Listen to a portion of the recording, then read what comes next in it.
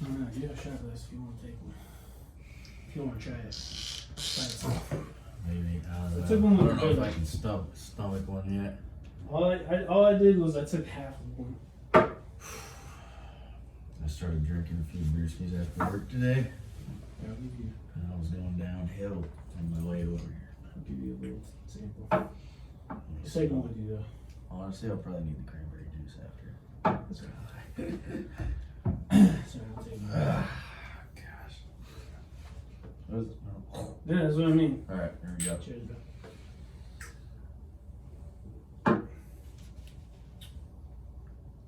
It's pretty smooth actually, I'm not gonna lie. Yeah. I didn't even really feel it. Not bad, not bad. Yeah, that's what I like about it too. Some good stuff. Sounds like, alright, it's not that harsh. I don't know if that's because of, well, I'm sure it is, but I'm gonna assume it being 8 years old helps. 1,000%.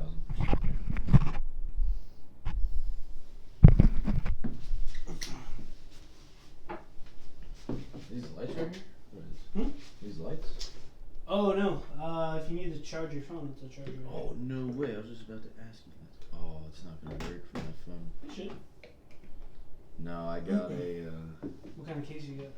I got a magnet on the Oh back. yeah, because of the magnet, it's like, okay. Probably because you placed it somewhere. Perfect, dude. My phone is just about to die. Yeah. Awesome. My brother put those in Smart man. because my brother built the table. Really? Yeah.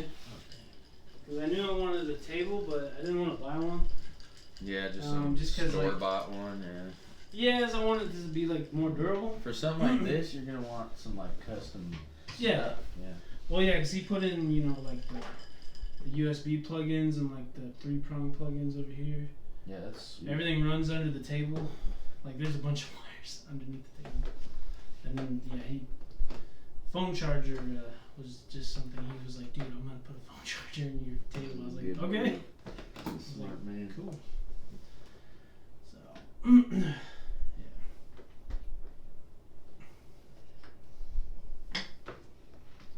I was really. Hang it for a second, too. Did it work again or no? Huh? Did it work? It was, but it went away. Yeah, that's alright. It's my magnet. Try this one. Yeah. I mean, I do have a cord if you need it. You got an iPhone? Yeah.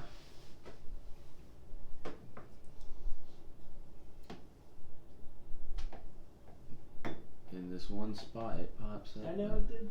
That's what I was like, oh, I'm surprised. Like towards right there. There you go. Oh, she's going. Alright, don't touch the table. Yeah, just don't touch it. Alright.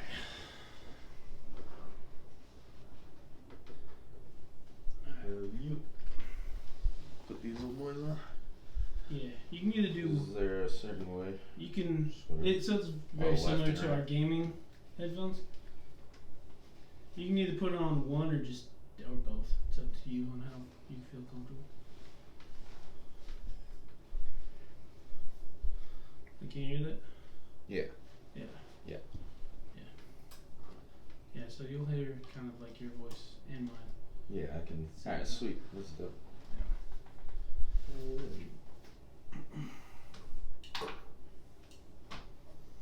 Alright. So I'm gonna count us down from 3 to 1.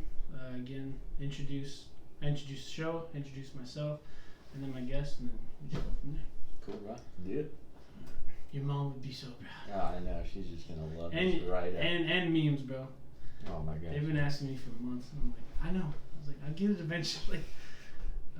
He thought I won the lottery when I told him I was like, coming to do this. I was like, but it's more on him, not me. I was like, he's got to figure that out. It's okay though. All right. Yeah, let's do it.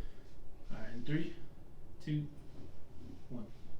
Hey guys, welcome back to another episode of Your Adventure Podcast, and this is your host, as always, Dustin Emery. And today I have a special guest, another cousin of mine who's going into a very dope profession. Something I could never do. My cousin Caleb Pettit, who is now a commercial diver. How you doing, man? I'm good. How are you? Doing good, man. We finally got it done. You're finally here. Finally here. I Took know a long time. I know we were talking about it earlier, but I know your mom and memes, and it should be very happy. Yep. But let's salute real quick before we get started. I know I just cracked mine open, but cheers. Cheers to your future too, man. Shit. Awesome. It's kind of wild to me, dude, that you're only 20 and you're gonna be doing that type of job. That's honestly what a bunch of people say. And what's even crazier to me is I went to school with a kid that was 18. Wow. So you weren't even the youngest there. I wasn't the youngest. I was like the fourth youngest. I mean, it's still pretty young, but still 18. Were you 19 when you started school or 20? Or you had maybe just turned 20? I had just turned 20, yeah. There was a kid at the school that I heard of, like, before I even started. Mm-hmm. He was 17, but he graduated when he was 18, so he was, like, able to get his certs because he was technically an adult when he graduated. But yeah, there's a kid that started when he was 17. I wonder if that's just because he graduated, like, high school early, I would assume. So, yeah, I mean, it's crazy. Like, he was offshore 18 years old, or he could have been inland, whatever job he chose to go with, but yeah, either way, working with grown men at 18 years old, that's crazy. You so I know you're waiting for certain paperwork to go through for the job you're gonna take as commercial diver, but do you think going in, do you think some of the older, people in your profession will ride you a little bit? Oh, dude. You think? Or are you prepared for that, or I don't know? Almost 1,000%. The old cats always mess with. So when you're a new diver, like say you're going offshore and you're a new diver, you're called a red hat out there, which means you're a newbie, and you get a red hard hat, so everyone knows you're a newbie. Oh. So the old guys, so they single you out. The old guys, yeah, they'll mess with you. And just recently, my buddy I went to school with, he's offshore right now, and he's this kid that's got long blonde hair. And he had been talking about wanting to shave his hair, and I just heard a story from my buddy that he was sleeping and they yanked him out of bed and they shaved the sides of his head. God. So now he's got a mullet. I mean, he loves it. So it's like kind of something he wanted. They didn't like force him. They didn't like shave his head to just like be a dick, but yeah, they yanked him out of bed in the middle of the night and shaved the sides of his head. A lot of people are probably gonna like view that as very cruel. Oh, I know, 100%. I mean, if you're gonna go into these types of like blue collar professions, especially where most of it's like 99% men, right? Oh yeah, 98%. Like, men, I mean, dude, we do stupid shit to each other as friends and coworkers just because like we want to have fun and we think it's funny. It's just how it goes. I mean, like even in dive school. When you're the newbie, like you're the guy starting out, you're in physics. Everyone messes with you. They're like, "Oh, you're in physics. You don't even know what it's like to be under yet, bro." But yeah, as soon as you work your way up and you're in deep dives, and you can look at everyone, and you're like, "Oh, I'm the big dog around school now." So it's sweet. But yeah, no matter what, inland or offshore, you'll get messed with until you work your way up. Yeah. Before we backtrack a little bit, since I did mention. More men in your profession. Did you go to school with any women? There was 2 girls in my class. Yeah. Really? Yep, and one of them is actually offshore right now. How old was she? She was 18. Dang. She's younger than me actually. I've always wanted to like sit down with a person like that and just think like, so you're an 18-year-old woman, and you think, all right, I'm gonna go into this blue collar profession where for sure that almost 99% of the population is men. Like, where's your mindset? Like, or why did you think about doing that? Yeah, I kind of wonder how their brain operates too. Yeah. But like that doesn't really, cause like I had an instructor, Lemons, and she was more badass than some of the guy instructors I had. Like she was just gnarly, and she's good at diving, and I'm pretty sure she was in the Coast Guard before she started diving. I think that's where she got into diving. But yeah, she was a girl and she could outwork. See, that's fucking school. That's a different type of woman though, because like they know they have to be almost probably better at their job than the men are because they're women, which I don't agree with, but because I feel bad that they have to prove themselves that hard. It's just like a sort of mentality they have, I feel like. Yeah, they have to outprove themselves. Yeah. I wonder how their dads feel. They're just like, yeah, my daughter's like this badass chick. Yeah, my daughter's a deep sea diver. That's just kind of crazy. But I mean, it's cool. Something to brag about. It was something me and your brother talked about with the whole welding. That his teacher in high school was a girl. Oh yeah, I remember her. She was the cool. welding teacher, and I was just like, oh, that's crazy. Like it's just you don't see it very often. Yeah, you don't. But when they do it and they're dedicated to it, they're actually good. Like, it was surprising. It was surprising. All right. Well, commercial diver. It's I know you're 20, so you still got. I got some years, man. You got plenty of years to probably do tons of other shit, even if it's not commercial diving. But and it's not that far. It's not that long ago. But like, what did you think about when you were in high school, maybe 15, 14? Like, was commercial diving really on your radar? Like, what did you think about doing? No, dude, not even close. Like, when I was in high school, I figured I would just enlist in the military as soon as I graduated. Kind of like following in my dad's footsteps because, he was in the military. Yeah. So that was like my goal. I was like, yeah, I'm just going to enlist and kind of just be like him. Mm-hmm. But as, like, when I started getting, like, my senior year of high school, I was like, I don't know if I want to enlist. I just don't think it's, like, the right thing for me. Maybe others, but not for me. Mm-hmm. And then another thing that was always a dream was construction. I ended up doing construction. I mean, I'm still doing construction right now. I mean, underwater construction is my profession. But, like...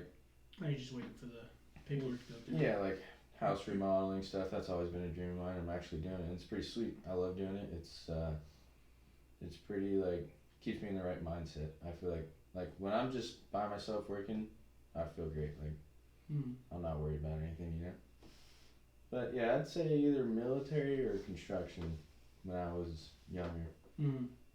Definitely military was like the top one. After that was construction. And then later on, I was doing construction and I was like, man, I don't really like this. It kind of sucks. Like you don't want to do it long term? Yeah, because like before I went to school, I was working for a company called Eagle Lift. And it was sweet, man. We did foundation repair and highway repair. And we lifted highways using polymer. And we lifted foundations using these huge hydraulics. And we pushed pipe into the ground till we hit hard soil and then lift up a house. And it was sweet, but, you'd have to dig a hole every day because you got to dig holes around the house or the foundation of the house in order to put these hydraulics on to lift the foundation. And after a while, it was cool at first because I was like, man, I've never seen a house just get lifted up before. I don't think most people have. I know we talked about it a long time ago. Yeah. Like, I've never seen it. Yeah. I didn't even know it was a thing. And when we did because I did a highway job in Hesperia, we lifted a highway using polymer, which is foam. It comes out of a gun. It's foam. It's a liquid, and it turns into a solid. It swells up, and it turns into like basically concrete. And I don't know the physics behind it like completely, but I watched it with my eyes because you set up string lines, and then you shoot the foam in these holes that you drill into the ground, and it just raises that highway. So I mean, yeah, that stuff was cool. And it's a great experience because, I mean, now I know how to lift the foundation of a house and lift a highway, but I realized after like 6 months of working there, I was like, yeah, this isn't for me. I gotta... Like long term? I gotta move on, yeah. And I've always loved the water since I was a kid, so I was like, man, maybe. And I was on Instagram, and that's when DIT, Divers Institute of Technology, popped up. Man, that's pretty cool. And I remember Tristan, because Tristan wanted to do that too. I do remember, yeah. He wanted to do that for the longest time, but he couldn't because of his nose. Yeah, some sort of sinus problems. Yeah. Which is cool, and I was like, man, maybe I should try it out because I love the water. And I ended up going, and now I love it. And I mean, I don't think I'll do anything else unless I get hurt. That's like the only reason. But well, yeah. I mean, let's pray that doesn't happen. I know. Especially not early on in your career. since it's just started. I've already heard some horror stories, like deep. I can imagine. Yeah. Some of the stories I've heard from my instructors, kind of unbelievable. The stuff they've seen. Well, I think I remember you saying, I don't know, it was like maybe a few months before you graduated or something, or maybe it was recently. Didn't you say that like even just a few like classmates or just people at your school like died just in class? Or no? So not at my school. So when commercial dive schools, there's not many of them. There's, I mean, the two big ones that I knew of. I know there's more around there, so don't really like quote me on this. But the two big ones that I knew of, and the two big ones that I looked at when I was deciding to go to school. Yeah. Is the one I went to in Seattle, Divers Institute of Technology, and then CDL in Jacksonville, Florida. That was another big one, but a kid did die there at Jacksonville. In Florida. Okay. I don't know the story behind it. They didn't really want to like tell us. Yeah. Because a lot of kids, like when they hear stuff like that, they get freaked out. They're like, I don't want to do this anymore. Well, you don't expect to die at school. No, you know what I mean?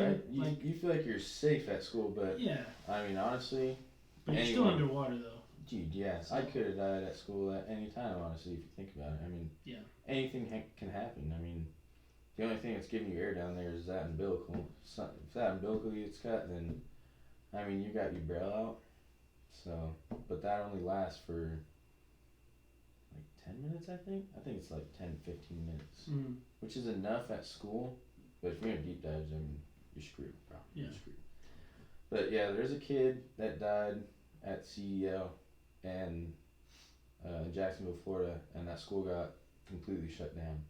Oh, I'd imagine. So now our school, when I was still going there, we were getting kids from that school, and the class numbers jumped from, like, I mean, I think my graduating class was like 18.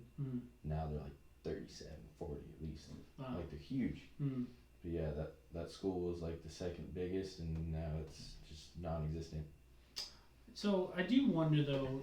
So the fact that you said it got closed down because of that kind of boggles my mind a little bit, and it might sound harsh. My condolences to that family, but like.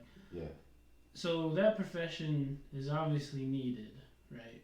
And if there's only a few schools like in the United States that really actually teach that, I feel like for those professions, since there is a likelihood of like you're in danger even at school, like I feel like the paperwork you would have to fill out to just not give all responsibility to the school would have to be there. So I'm surprised that the school got shut down just because of it.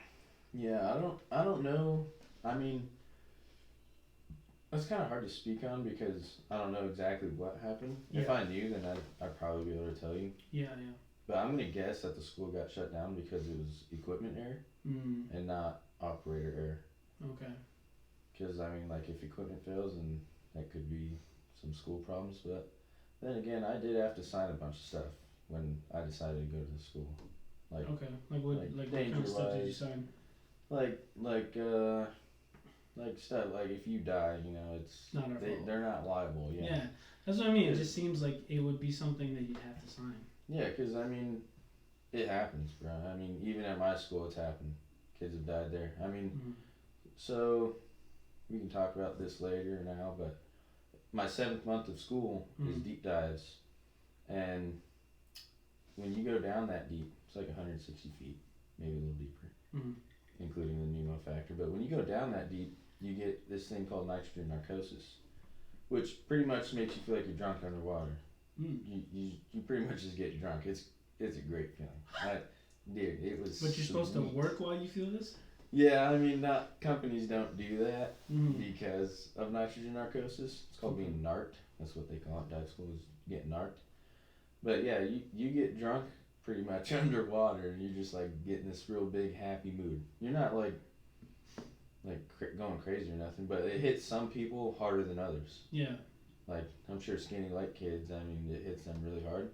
And there was this one kid a long time ago, not even close to the time that I went to school, but he was so narked that he he took his hat off underwater. Oh, God. He died instantly because I mean, you're 160 'Cause the pressure, feet down. right? No, Or- it's just how deep you are. Well, wouldn't that be the pressure or no? Well, I mean, you're under pressure, but your body's already equalized when you're down that deep. But if you take your hat off, I mean, there goes your air. Yeah. Okay. That's, So basically, he couldn't get back to the surface. yeah, because Okay. if you're 160 feet, you got to do in-water stops. You have to do 2 in-water stops, plus getting into the chamber when you get to surface for 45 minutes. And this is for. And that's just decompression time. What's it called? The bends, right? So Yeah, you it's don't called, get the bends, right? call it getting bent. Okay. Getting bent, dude. Okay. Only pedestrians. say But that's that. that's the problem, though, right? You're trying to avoid that. That's my point. Yeah. What you're trying to avoid is nitrogen bubbles getting into your bloodstream. That's what makes you bent. Okay. Is nitrogen bubbles getting in your bloodstream. That's why you got to do decompression stops and then get in the chamber right after. And then once you're in the chamber, you have to breathe. So 15 minutes of oxygen, but 2 times if you're down that deep. You can only breathe a max of 30 minutes of oxygen before you have to take an air break. Okay. And then the rest is just air break, just regular decompression, you know. But you do all that in the chamber on surface. It's called a decompression. So is this something you had to do every day at school? Every when you day did at those school dives? during deep dives. Okay. Every single day you gear up, you do your dive, you go down, you just get narked, have a good time, and then you come up, you strip down, all the way to your underwear. You have to get all the way to your underwear, and then get in the chamber. But here's the thing: when you're undressing, you have 3 minutes and 30 seconds to get in the chamber. You're getting bent immediately. Really? Yeah. Wow. So if you blow that time limit, you're getting bent, and then you're gonna be in the chamber for hours with DMT, which is a diver medical technician. They basically just monitor you, make sure you don't. Yeah. They gotta stay in there with you the whole time for I think it's like 7 hours if you get bent. Wow. Yeah, but yeah, you have 3.5 minutes to get all the way down to your underwear, from being fully geared up all the way down to your underwear, in the chamber. Press down to 50 feet, 3 minutes. So the chamber goes to 50 feet? Or? Yeah, so there's an inner lock and there's an outer lock door when Okay. it comes to the chamber. Mm. When you're in your underwear, soaking wet, you jump into the inner lock door, and you close it, and then you hit this thing called the dead man switch, and what that does is it presses you guys back down to 50 feet, just on surface. Jesus. But you're in a chamber, so it's just air. That's all it is. But you're still technically 50 feet under because pressure. Yeah. And then once you get down to 50 feet, that other door inside, like the bigger part of the chamber, opens up. You go in there, throw on your bibs, breathe oxygen for 15 minutes. Depending on how deep your dive is. But no matter what, I mean, if you're getting in the chamber, you're definitely breathing oxygen for 15 minutes. So, so that's all the crazy stuff of your school journey. So like, well, I don't imagine the beginning of your school journey was this exciting. I imagine just books, but you can. Well, I mean, what did the beginning look like? I guess. The beginning, it was boring. Yeah, that's what I would imagine. It was terrible. Yeah. Physics. We had to do physics first, and then medicine. Everyone's got to do that. You know, first aid, all that stuff. Physics was definitely the worst. That was terrible. I hated physics. It was more book work than anything, probably, right? No, yeah. So, in school, the first month is classroom, the whole month, and then the 6 after that is in the water. Okay. But yeah, physics. It goes physics, first aid, CPR, and then you do chamber, which is getting in the chamber and making sure that you can get pressed down to 60 feet. Like making sure your body can handle it and you can equalize and go down that deep. If not, then you gotta do a whole bunch of medical stuff in order to get cleared to be able to dive, to get in the water. Yeah, so I was gonna say, so if someone's already in a month of school and then they do this and their body just can't handle it, that's just the end of their school journey. You can't do that profession. I'm assuming. It depends. So like, there's this guy in my class. He had a bunch of problems when it came to getting wet. And I mean, he eventually got it figured out, but not till like our 3rd month in. I'm actually surprised he didn't get rolled back, but he made up some dives after we graduated. But so what was his problem? What was he doing? He was pissing blood. Wow. Yeah, he's a vet. Okay. So yeah, he was pissing blood, and they didn't know why. But I mean, yeah, if DMTs or regular doctors don't know why a diver's pissing blood, they won't let you go under pressure like at all. Yeah. You have to be 101%. Like your body has to be perfect in order to go under pressure, or in order for you to put a hat on your head and get in the water and work. Like if you even felt like if you had a cold, they wouldn't let you in. Really? Anyway, yeah. Now this is, I'm just gonna assume, just because I know you, obviously. I'm assuming the teachers probably recommended not being a smoker, or what we call a vapor now, I guess, or vape people. Dude, even though they probably smoke anyways, but I'm assuming they recommend you not to. That's a funny thing. Okay. Bro, every kid at that school smoked during the breaks, dude. I didn't, because I just don't trust it. I feel like. Wait, so did you give up vaping? Yeah, I haven't vaped in probably 9 months now. Wow, okay. I stopped the 2nd month of school. I was like, I'm done. Just because you didn't. Well, I mean, I can't imagine. I mean, I'm sure, like I said, it's recommended you don't. Oh yeah, because your lungs. Yeah, I just can't imagine if I was a smoker that I would think logically, like, yeah, this is a good idea. I should destroy my lungs even more. Yeah, no. Considering that I have to breathe underwater now.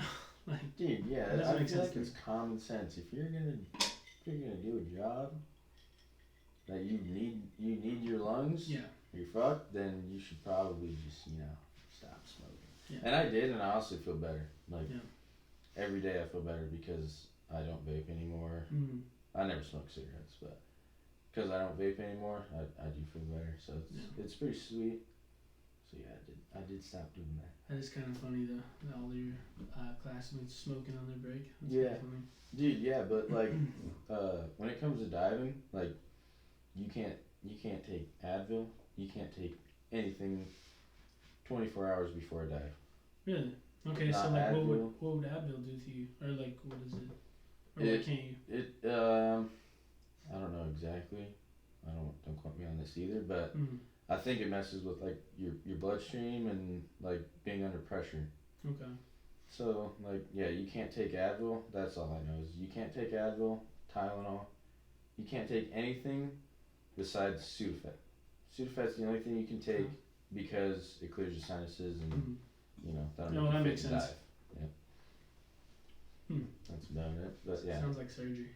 You're not supposed to eat like 24 hours before surgery, I think. Dude, something pretty like much that. is. You gotta be 100% hydrated before you get in the water. Really? Yeah. That too, huh? Hydrated. So like every morning, they do roll call. They call your name, and you say checked in, fit to dive. Or you'll say checked in, MTQ. MTQ? So that means like you haven't drank enough water or something, or not physically qualified to dive. Okay. So either you're fit to dive or you're not. And if you say you're fit to, there's this one kid, he was on something. He might have been high. Was he just lying? I think he was stoned. Yeah, I think he was stoned.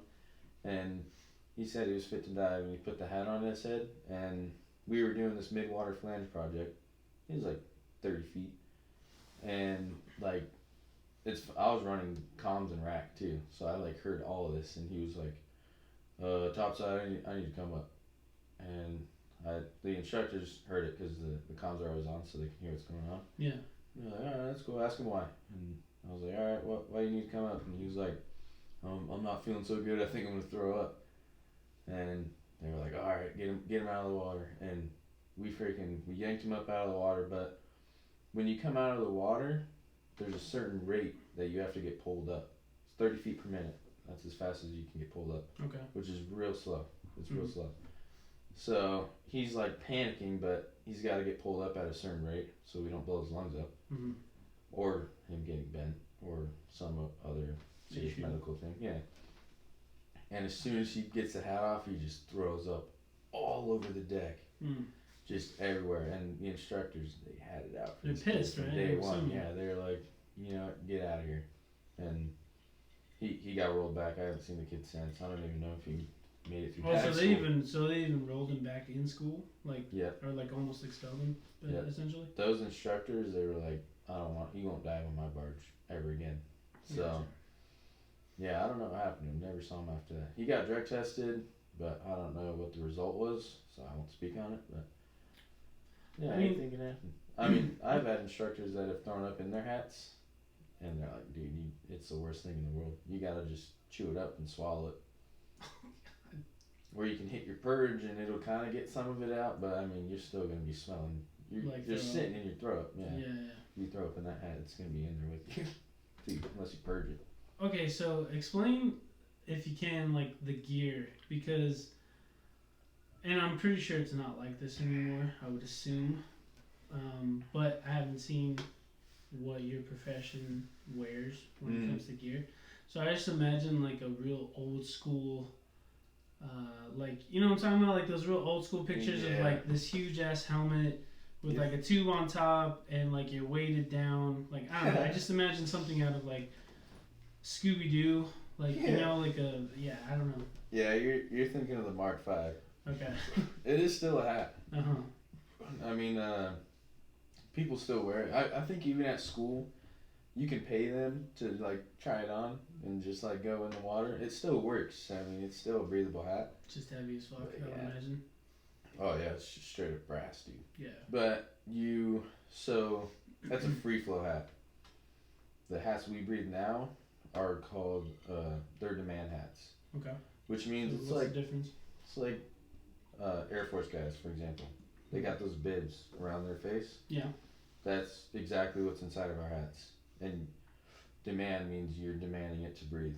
Okay. So when you breathe in, it opens up and sends air to your lungs or to your mouth or however you want to say it. Gotcha. But a free flow hat, there's constantly air just circling in that hat, and you're just breathing like how we are right now. Okay. So you're not actually connecting anything to your mouth? No. Right. No. It's just like a regular bib. Like, it's just like this thing that goes over your nose and around your chin. Like how Air Force pilots do. So is it essentially like the old one that you're talking about? Is it essentially a more sophisticated version of like what people do with a snorkel, where they literally just, you know what I'm talking about? Like now people just like snorkel around in their pool with just like the goggles and that little pipe that comes out. Is it essentially that, but more sophisticated, I would assume? I guess you could say that. So it's the same concept as a demand hat. Mm-hmm. There's still what we call an umbilical, an air hose that is connected to the hat. Mm-hmm. But the only difference is that hat just constantly lets that air flow in. Okay. So I guess you could say it's like a snorkel, but even a snorkel is kind of like a demand because you're breathing off of it. Mm-hmm. A free flow hat, you're not demanding anything. Mm-hmm. You're just breathing normally. But like the hats we wear, you just go, and then you feel it goes. So I'll admit, I thought with this profession that you're in now, I always thought that you guys would have an air tank. Is that wrong or correct? On our backs? Yeah. Yeah. So that's called a bailout, but that's for commercial divers. Scuba divers, regular scuba divers, they have tanks on their back, and that's what they breathe off of normally. But for you don't have that? No, we do, but it's only for a bailout, meaning if up. our air hose messes up or whatever, something happens, you close up that free flow, you open up your EGS, which connects to your bailout, and you breathe off your bailout. Okay. But it's a little tank, dude. It's probably this big.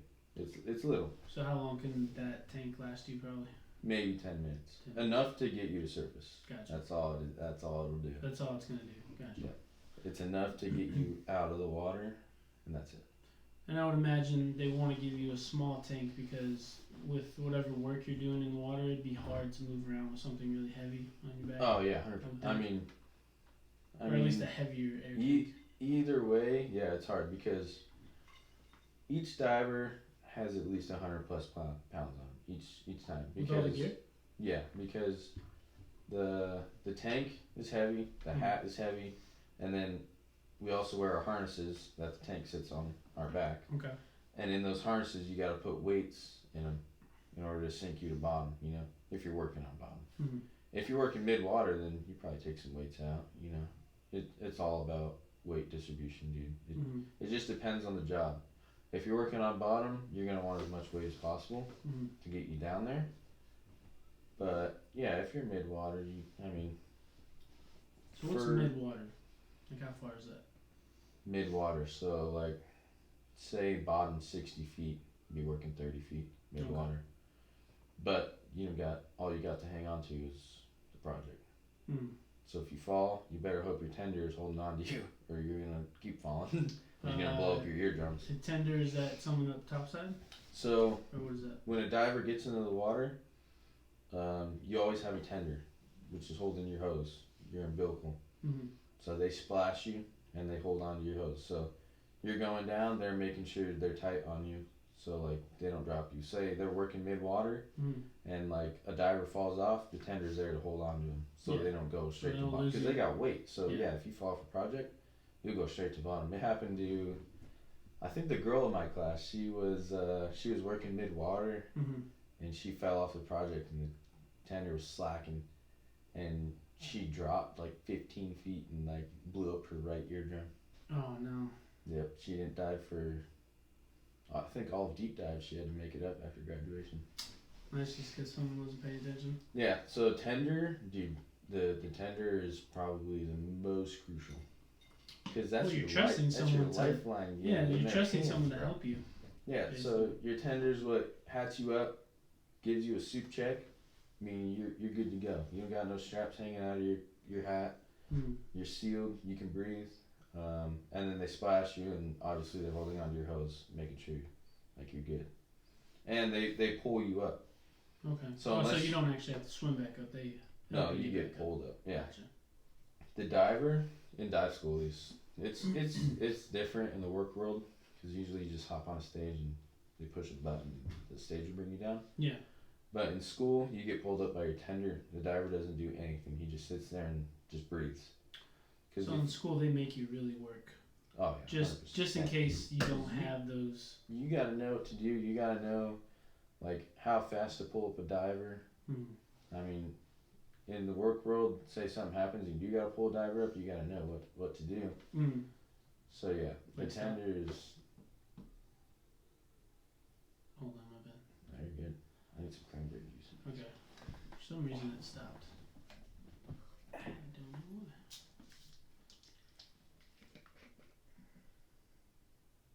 Okay. Okay now. Sweet.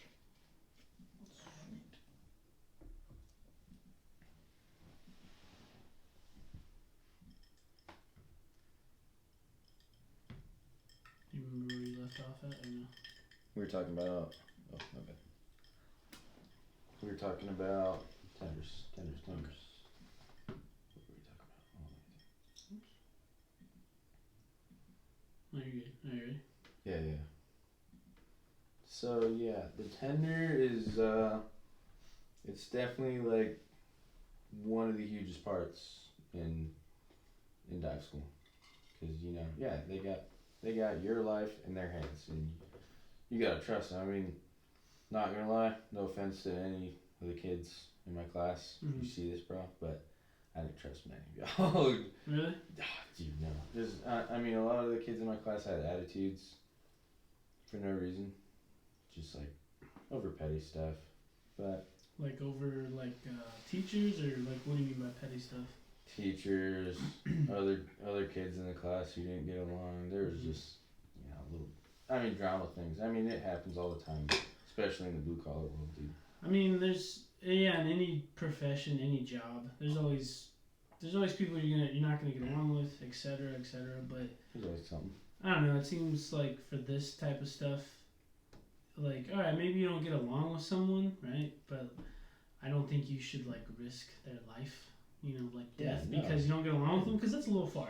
That's way too far. That's way too far. Even if I hated someone, I'd be like, whatever. He's my responsibility today. Yeah. I'm not gonna let nothing happen.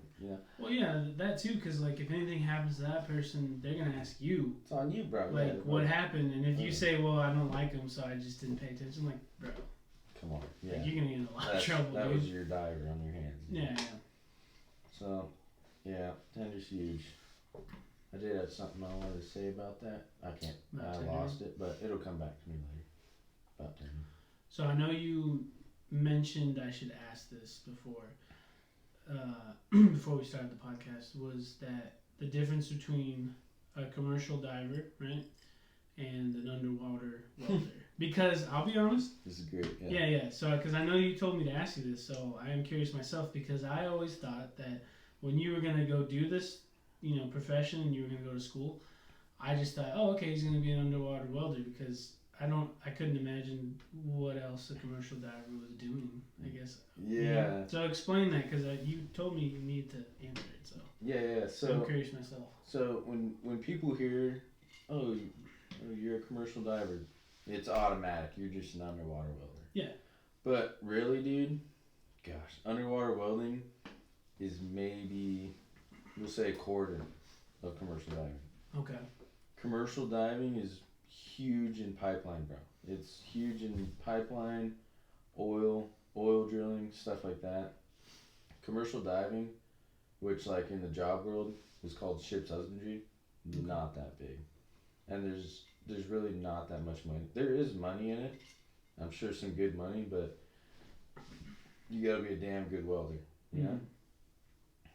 Welding is just like, yeah, dude, it's only a fraction of commercial diving. So my school was 7 months long, right? Yeah. We won't count physics. But first is lightweight, which is just regular rigging. Rigging's a huge part of diving. If you don't know how to rig, you can't dive. You gotta know how to send stuff down to divers. Mm-hmm. Rigging, there's hydraulics. Salvage is huge in the dive world, meaning like raising up sunken ships. Wow. Sunken barges. Sounds like a treasure hunter. Dude, yeah, anything sunken, you put a lift bag on it, you rig it up, put air hoses. That's called salvage. That's a huge thing in the dive world too. Okay. Hazmat diving, which is contaminated water diving. So that's like where you're wearing a free flow hat. And the free flow hat connects to one whole suit. Okay. No water touches you, like, at all. Or else you're going to be probably jacked up because it's contaminated water, What else is there? So, like I said, offshore, which is pipeline stuff, huge. Yeah, there's welding. Burning, that's another huge one. What's burning? Burning, like, how do I say that? Like cutting a piece of pipe in half. Okay. But underwater. But you're burning underwater with a broke over rod. Okay. What else? Deep dives. So saturation divers. Okay. Those guys, they don't weld under there, bro. They drill new oil wells. They lay down oil pipeline.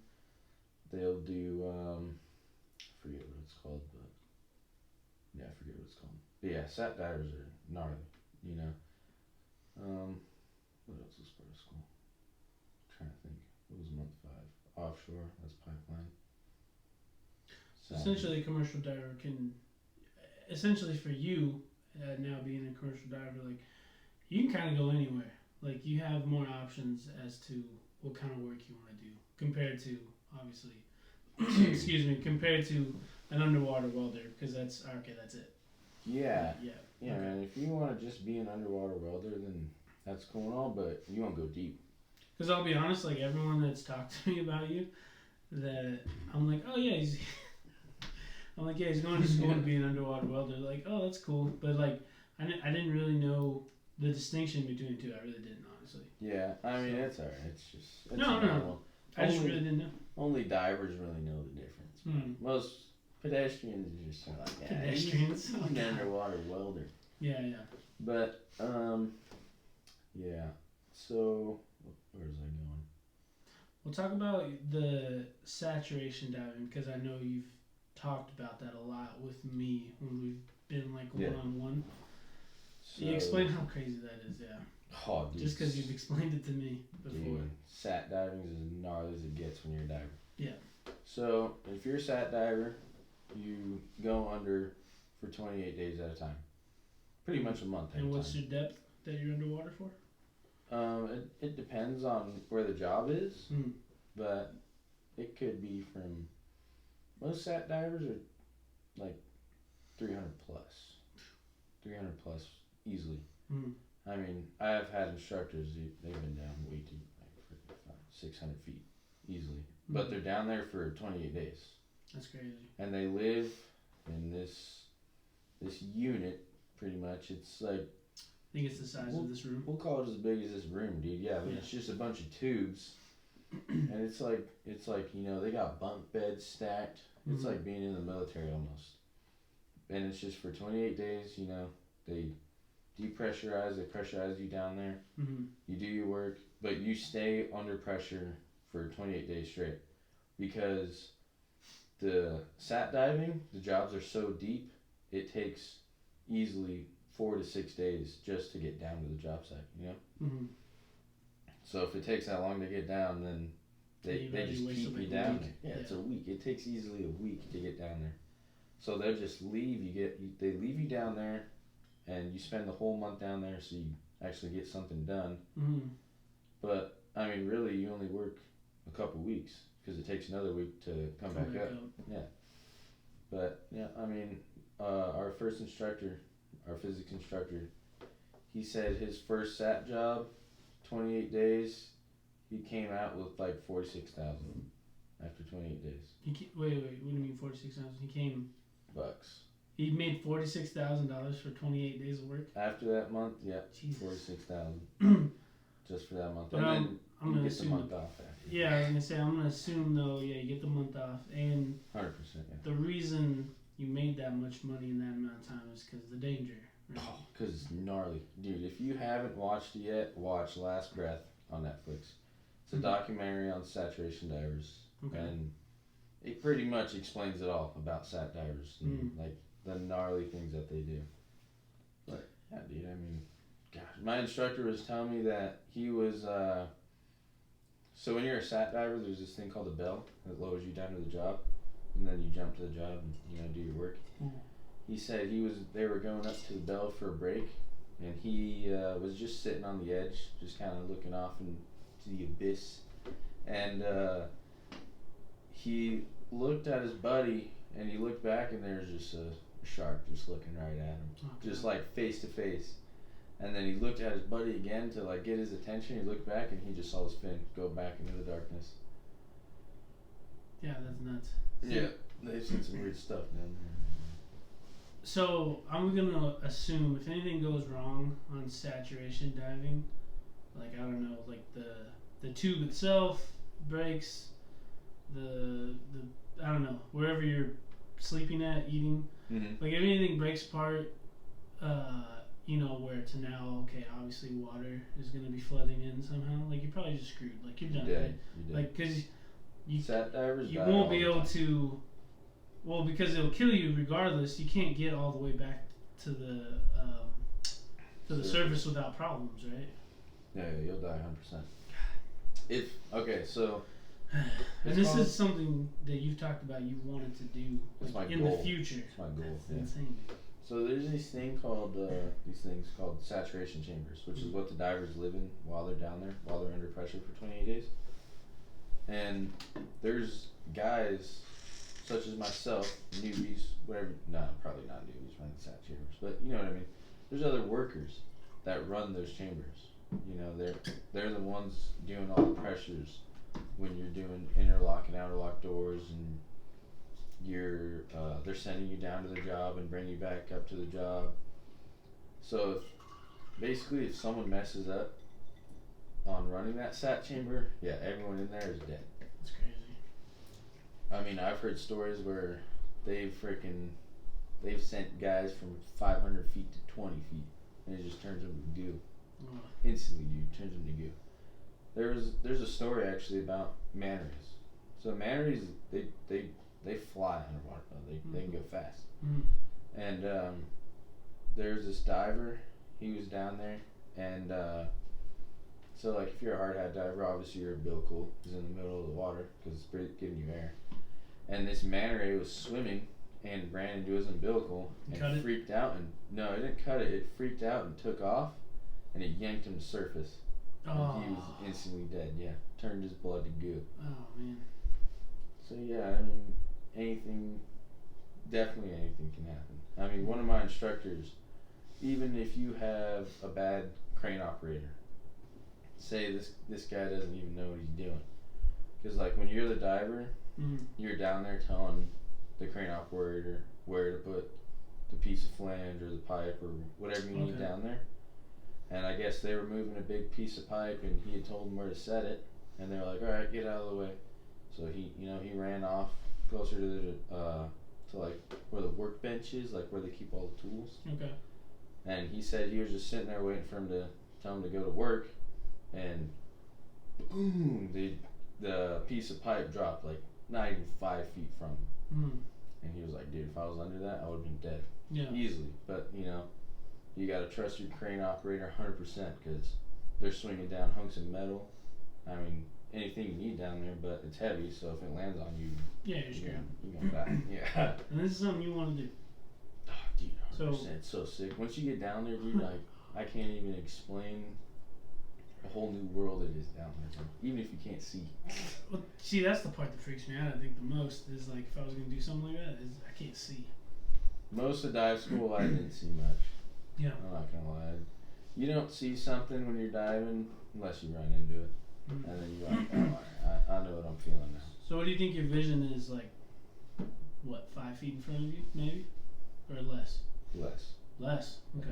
I'd say like 2 feet. 2 feet. I mean, it depends on how deep you are too, and it depends on the bottom.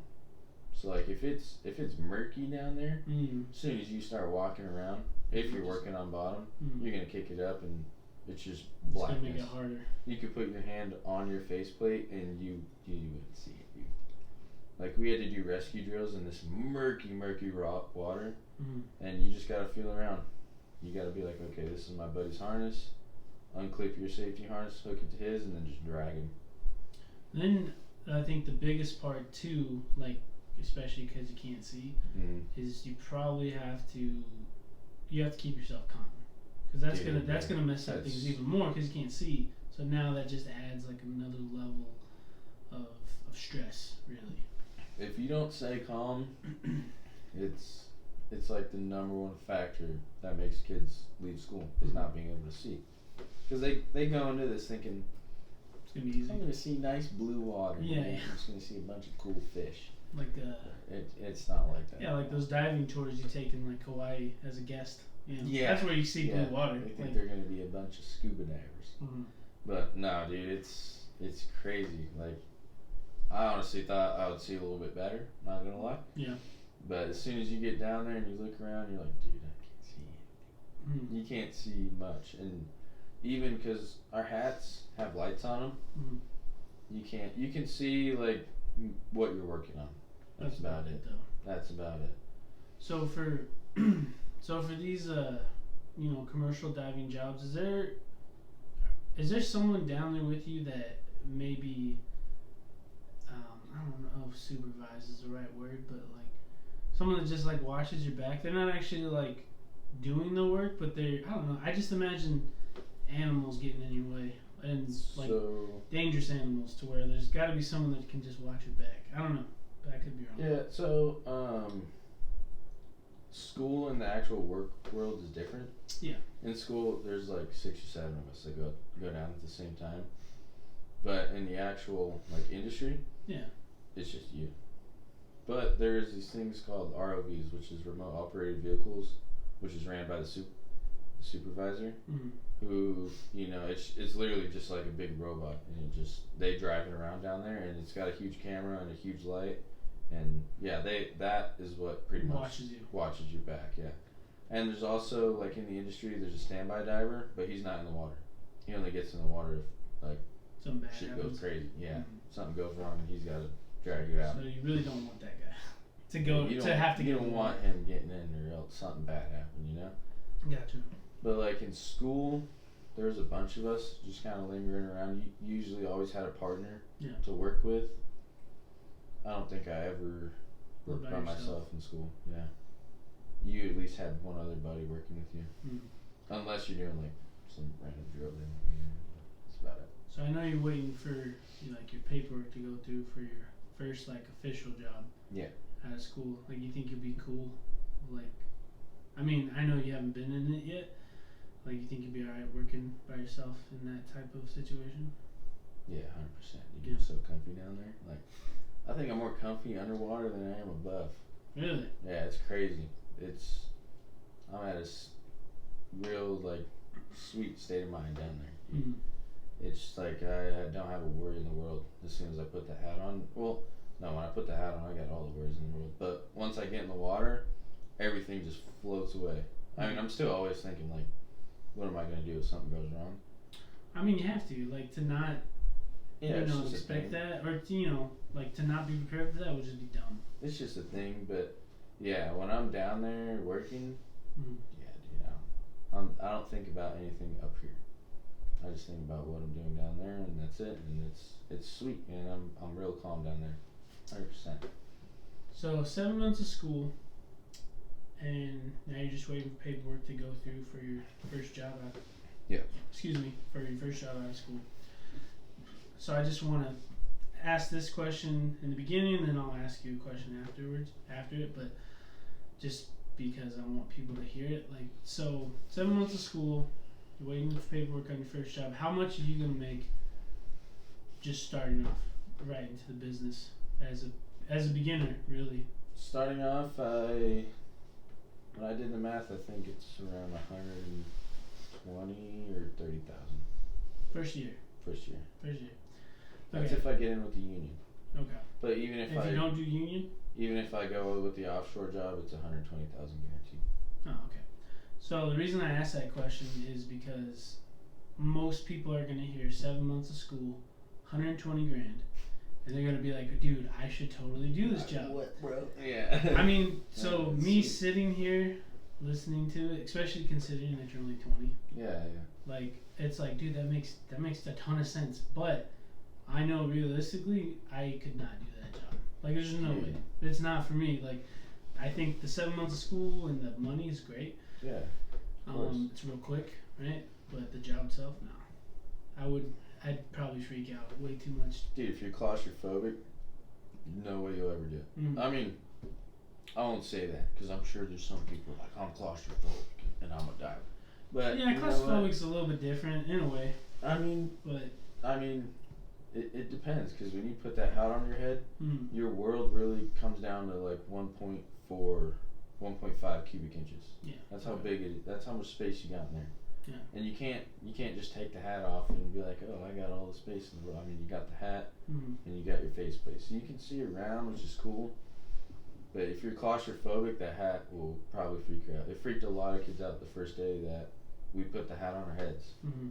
That's why, like, in lightweight, you do this thing called dry dress before you even get in the water, which is gearing up, putting the hat on before you get in the water, so you know what it feels like to be in it. You know, because kids that are claustrophobic freak out and they're like, "Get me out of this thing!" But water would just make it worse. Yeah, you can't just take it off because you clipped in. As soon as you clip in this back plate, then that's it until you just take it off. But if you're underwater, probably shouldn't take that off. You'd be done deal.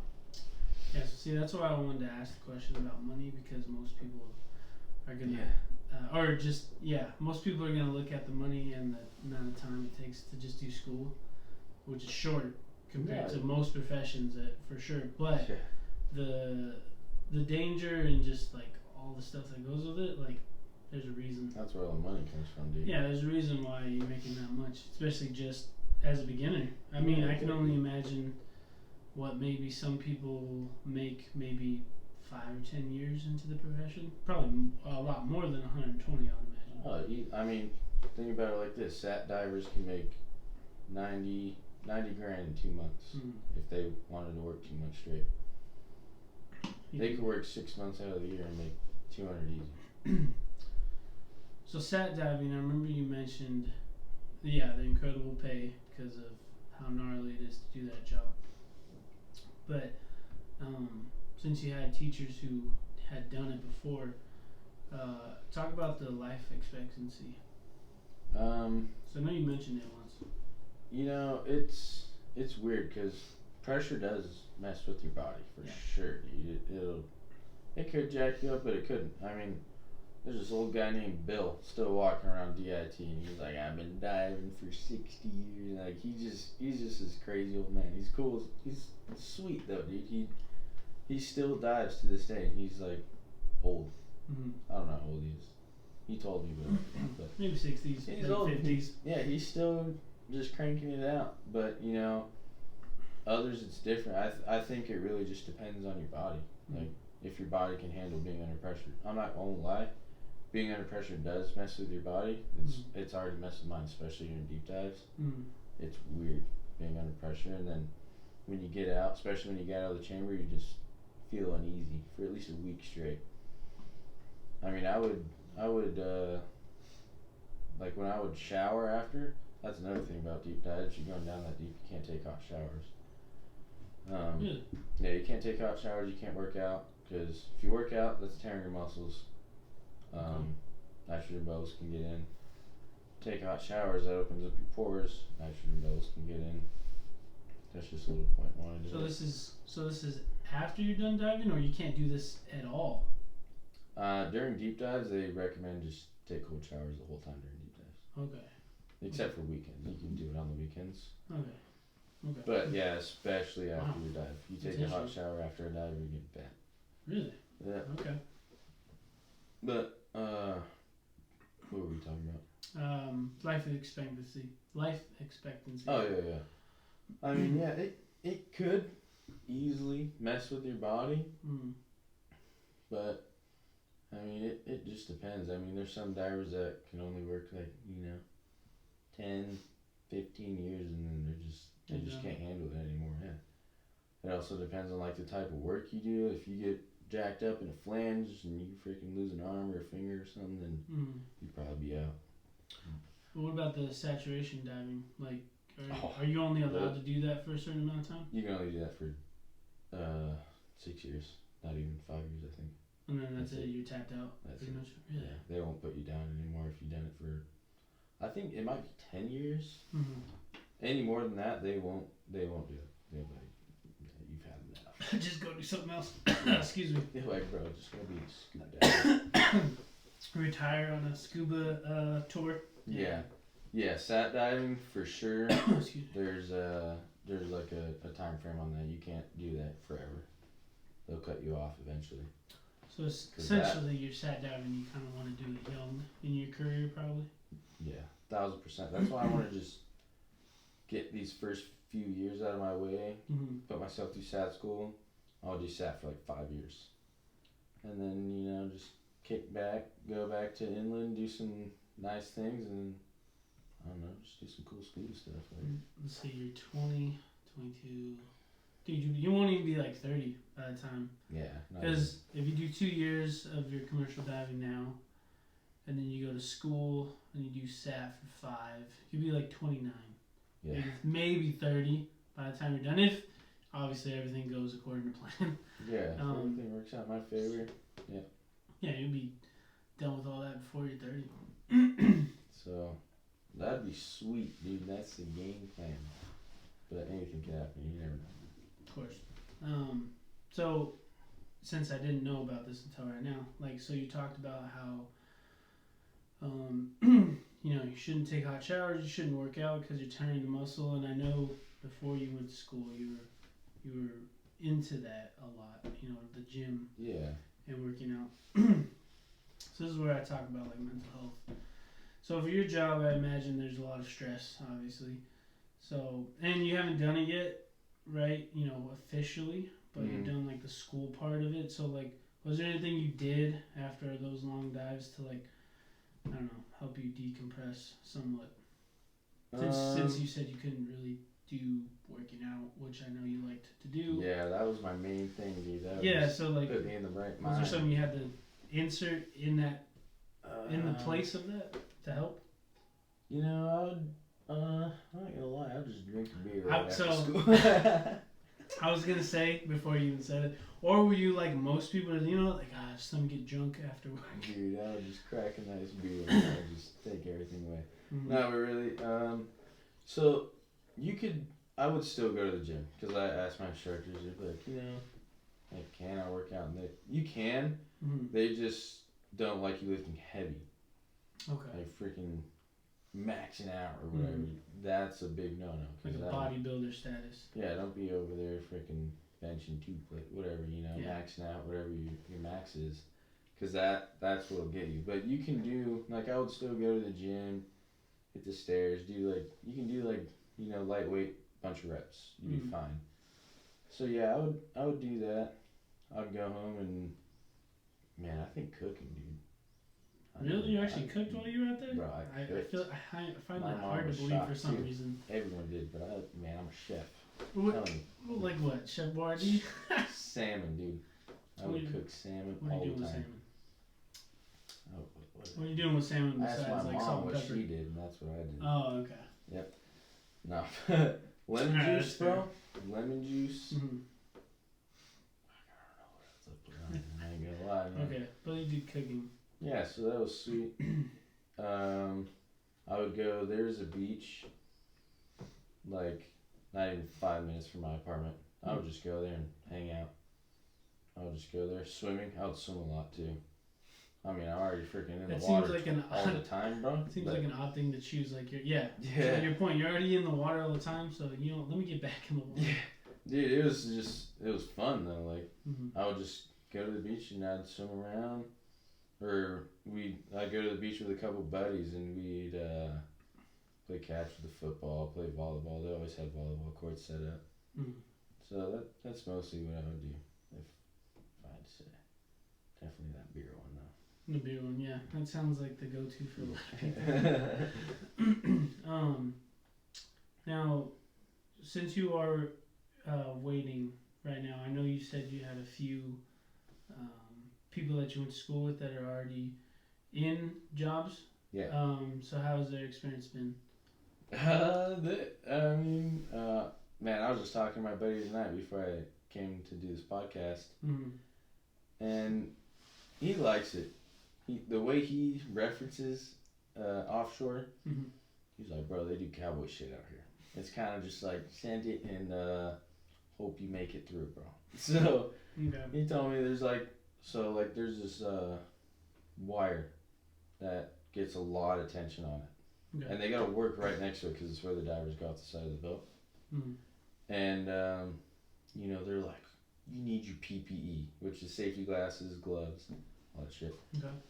And they're like, oh, by the way, if this wire gets too tight, it snaps, it'll cut you in half. Easy. Wow. Easy. Okay. And my buddy Don's like, why do we need our safety glasses then?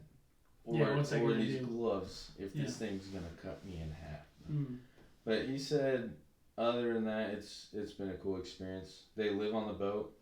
Like they can go on. I mean, he's been on 3 hitches, and he said every single time has been sweet. What's a hitch exactly? Like a job? Is that what a hitch is? So it's going on a boat and going offshore. Okay. So yeah, it's a job, but a hitch. So like. You could be gone for 3 weeks. You could be gone for 3 months.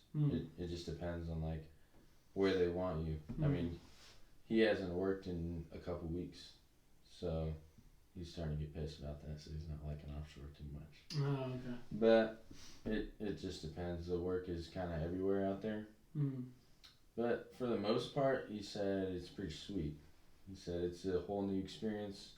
Everyone's cool that he's worked with so far. The living situation is cool. They do your laundry. They give you food. They make your bed, dude. They do everything for you. All you gotta do is go to work and then go lay down in your bed and watch. Oh, that's kind of nice. The boat's got Wi-Fi. All the boats got internet, whatever you want. So yeah, that's cool. He said he's learned a lot from the old cats that didn't go to school. They just know what they're doing. Yeah. He's learned a lot from them.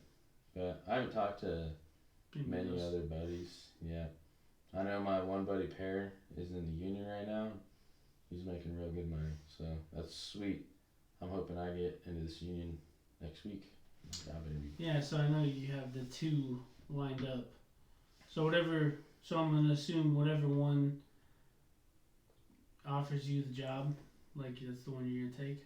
Well, I already pretty much got the job with an offshore. Yeah. But if this union one takes you wants to hire me, I'm gonna go with them instead because the benefits are better. Mm-hmm. And I'll actually be a diver. The offshore one is kind of just like a rigging position. It's kind of like just get some money in your pocket type deal. Yeah. Until I can find a good diving job. Mm-hmm. So yeah, I'm hoping this union one I get because I'll go with them and I'll honestly be set my whole career if I get with them, and I'll travel. So that's probably the big thing. I would assume that most people in this profession, depending on your age, I guess, like the traveling part is what is the most exciting. Even though, yeah, there's times where you're working for like 2 months off of land. Yeah, the first 2 years, my instructors always said is what weeds divers out. Oh, okay. They're like, I can't handle this. Because the travel rate is gnarly. You're home maybe a week out of the whole year. Like, maybe not that little, but you're not home very often. Yeah. Especially if you're the new guy, they're going to send you anywhere and everywhere but where you live. Yeah. Unless you're scheduled for time off. But like in this union job that I applied for, they even told me, they're like, if you get the job, then you'll be on call 24/7, 7 days a week until you're scheduled, unless you're scheduled for time off. Jesus. Yeah. So how does that? You just gotta work your way up. That's all it is.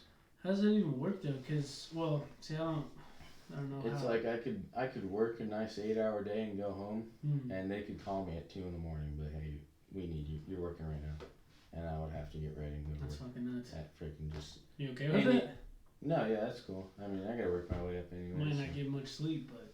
Yeah, I know that part sucks. Yeah. That's alright. Which I would think would be a problem. Like, I don't know if they would want sleep deprived individuals working. No, 100% not. I mean, see, that's the thing. Probably won't really happen. Your first couple of years, you're not a diver. Mm-hmm. You're like a tender. You're just doing deck work. Yeah. If you're a diver, you just get your nice little 8-hour day, and you get to go home and sleep. Yeah. Divers, if you're a diver, entry level 1, 2, or 3, you got it good. That means you made it. That means you made it through the shitty part of the first 2 years you got to get through, which is like, being the bitch. And when you start working, I mean, everyone is in the blue collar world. You start at the bottom, you got to work your way up. Yeah. So if you can get through that, then yeah, you got it easy. You work Monday through Friday, you get the weekends off. 8-hour days. So that's kind of why you're saying, like, your instructor's saying the first few years really weed out a lot of people just because. Yeah, because like, man, I can't do this. They don't want to do the bitch work in the beginning, which I get to a point, but at the same time. I'm not gonna lie, it's gonna suck, dude. Yeah. It's gonna suck getting called at random times. I mean, even I got a buddy who's a lineman right now, and he's been a lineman for a bit, but he started like not too long ago, and yeah, he gets calls at 3 in the morning. They're like, hey, you're working. And he's gotta get ready and he's gotta go. He's gotta go. I mean, he said you can refuse. You can be like, no, I'm too tired, but it kind of looks bad. Yeah. This guy's lazy. I would imagine. Yeah. So I mean, I'll just suck it up and you just gotta get through that 2 years and it'll be alright. Well, I guess look at it this way. Like I said earlier, like you're only 20, so if you only have to put in like 2 years of like the grunt work. Yeah, like you'll be 22 by the time you're done, which is insane. Our instructor told us like every single day. He's like, you gotta put up with this much to get this much. Yeah. You just gotta deal with it. Smart man. It's not bad. Yeah. And in any profession, there's always gonna be something you don't like. Regardless of where you work, blue collar, office jobs, etc. It'll happen. Even right now, There's always something. The side work I'm doing, I love construction, but gosh, I just get so annoyed sometimes, dude. I mean, it just happens. Yeah, you're right. But see, at least one thing for sure that you have going for you is that, well, maybe more than one thing, I guess, but like you got age on your side, which helps. That's nice. And you don't have kids or family, so you can really do a lot of the grunt work without really having problems, I guess you could say. Yeah, I don't gotta worry about. Because if you had a family and kids, it'd be a little bit harder to probably do that. like Yeah, man. 24 hours on, Dude. or 7 days a week, 24 hours on call. Like it'd be a little I harder. graduated with some guys that are 40. I imagine. With family, kids, the whole 9 yards. I But imagine. and I was like, man, you guys really want this profession because whether you work in or offshore, you're getting sent all over. Yeah. You're not gonna see family very much. So yeah, I am grateful for that. Yeah. Because it's just me. I mean, I can do whatever. I can go anywhere and not have to stress about family being back home and providing for whoever I gotta provide for. It's just me, bro. I just gotta worry about myself for now till I don't. And I think that's smart. I think well, you're definitely an outlier for sure compared to most people. Cause like even myself now at 30, like in some of the college classes that I'm in, still having met some of the people in my classes who are like 18. Some of them really don't know what they're doing. They're just there. They're just there. Which is not really that good of an idea because you're just wasting a lot of money not knowing where you're going. Yeah. But they started really early, so that gives them an advantage. Compared to the older ones like myself, where we have to like buckle down a little bit harder when it comes to life, just because time is escaping a little bit. Yeah, that makes sense. But I have no kids and I have no wife, so that's a perk. Yeah, bro, you still got that on your side. That's my perk, but my perk is time now, or my downside is time. Yeah, that's alright then. But when I was your age, like I said, I give you props because you're an outlier. Because at your age, or even 18, dude, I didn't know what I wanted to do at that age. There's no way. I knew I didn't want to go to school because I had no idea what I wanted to do. And all I really wanted to do was party. Dude, that's still partying, but that's pretty much it. But I don't know. After I went to school, something just kind of switched. I'm like, alright, I gotta get it going. Like even now, I don't like sitting around at home waiting for this passport to come in. That's what I need to come in, is a passport. So waiting for it just sucks. I know. I want to get it going, but it's fine. It's coming, man. You'll be alright. Yeah. We'll have this conversation like 2 years down the line. I'll have some stories. You probably have horror stories at that point. I hope so. That'd be sweet. No, don't hope so, bro. I just hope I get wet. That's all I want. I think you will. Alright, well, last question I want to ask. I don't know if there's anything you want to add to commercial diving before I ask this question, but in your journey, I don't know if there's anything you want to add. No, I kind of smacked all the points I was thinking about. I'll just say this, I don't think it's for everybody. No. So everyone listening that's why I asked them about money and the amount of time you go to school. It's real nice and real short, but I don't think it's for everybody. Just gotta have that mentality. Yeah. If you like the water, I think you should give it a go. That's what I think. But that's fair. You never know. Could be free. There are some geeks in my class. Yeah. And they're just like, they're good. They're good in the water. So, props to them too. It's sweet. Anyone, I don't know if anyone can do it, but yeah, just try it. You get your money back if you don't like it. Oh man, money and time, I guess. Yeah. Yeah. All right. Well, you're at the very beginning of your journey. Real proud of you, man. You're at the beginning. So this question may have to be visited, years later as well. But what does success mean to you? What does it look like to you? To me, when it comes to success, I think just one person, himself or herself, just needs to be happy and content with where they're at in life. You know what I mean?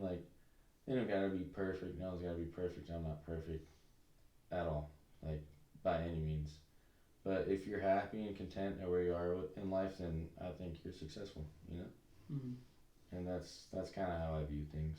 You don't gotta be rich. You don't gotta be, whatever.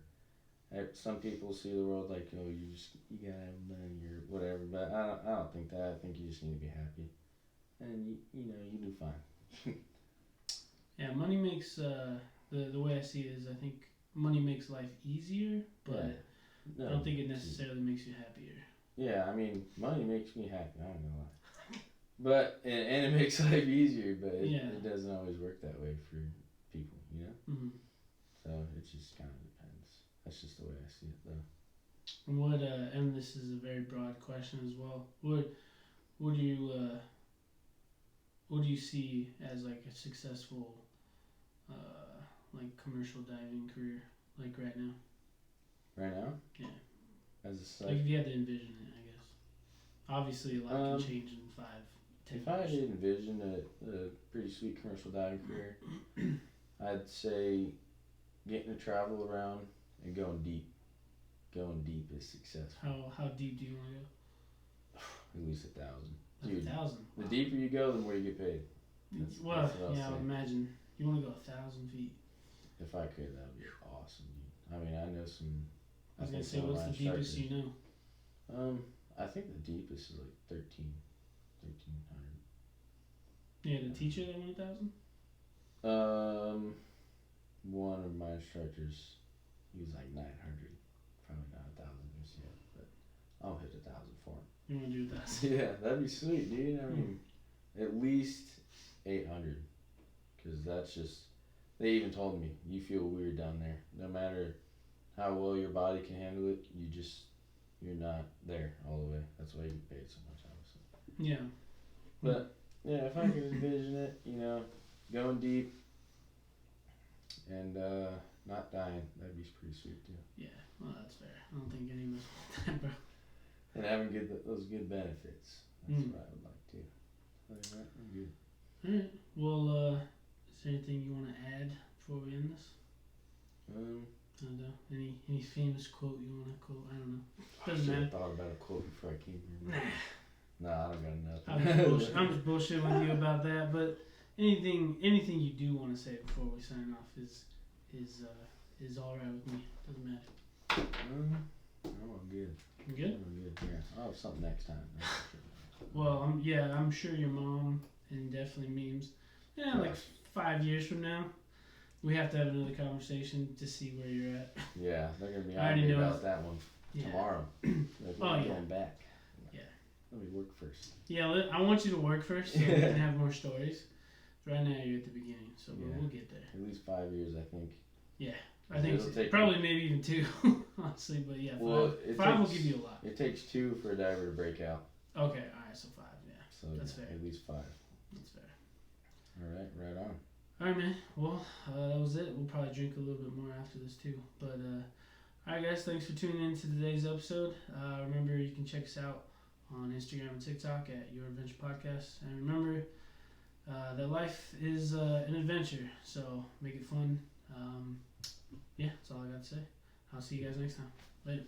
You. All right, good. Right on. Man, that's crazy how well these things work. Yeah, right? I don't know if I can hear you clear enough. Sometimes I think about doing the show without them, but I don't know. I've gotten so used to it. Because there's plenty of podcasts. Like just talking like this. Yeah, there's plenty of podcasts that don't use them. You could. I kind of like it with the headphones. I feel more content with them things on. Right? Yeah. I don't know. I've seen plenty of podcasts that don't use them, and they just. One of the biggest reasons I use them though is because, at least if anything happens, like I can hear little sounds that break off. At least on here. Oh, like earlier? Yeah, when you're like, oh, hold up. Yeah, I can hear stuff like that, and I'm like, oh, okay. If I don't have them on, I won't be able to hear that shit. Because once for some reason it stopped. It stopped us at like 30 minutes, and I was like, wait, what the fuck? Hell yeah. But I wouldn't have heard it if I hadn't had the headphones on.